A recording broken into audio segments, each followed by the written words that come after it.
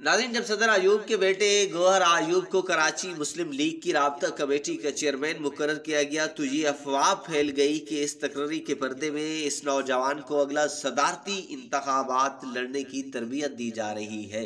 कराची में ऐसे लोगों की कमी ना थी जिनके दिल में सदर अयूब के बेटे गौहर अयूब के खिलाफ गम और गुस्से की आग पहले ही से सुलग रही थी। इस अफवाह ने जलती पर तेल का काम किया।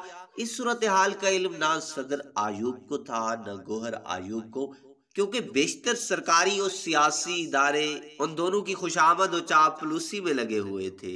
एहलियाने कराची की अशुफ्तगी और बरहमी का भांडा उस वक्त फूटा जब रमजानुल मुबारक के पहले जुमा के मौका पर गौहर अयूब ने कराची की मेमन मस्जिद में तकरीर करने की कोशिश की। उस पर मस्जिद में जबरदस्त हंगामा बर्पा हो गया। लोगों ने तकरीर सुनने से साफ इनकार कर दिया। किसी कदर हाथापाई भी हुई और गौहर अयूब को बामुश्किल पुलिस की हिफाजत में मस्जिद से बाहर लाया गया।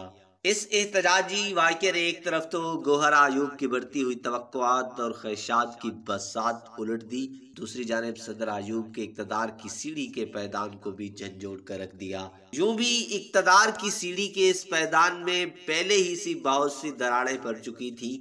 मेमन मस्जिद वाले हादसे से तकरीबन 4 माह कबल कराची में एक और वाक़या भी रहनुमा हो चुका था।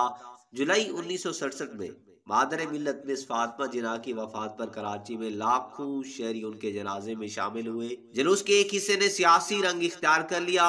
कुछ नारे हुकूमत के खिलाफ बुलंद हुए, कुछ नारों में अयूब खान मुर्दाबाद कहा गया। उस पर पुलिस हरकत में आई और लाठी चार्ज और आंसू गैस के अलावा गोलियां भी चलाई गईं। मरने वालों की सही तादाद मुसद्दका तौर पर कभी भी मुतय्यन नहीं हुई, लेकिन खून की जो कदरे मिकदार भी उस मौका पर बहाई गई, भला शुबा उसने सदर अयूब के ज़वाल की राह को हमार करने में बदनसीबी का छिड़काव किया था।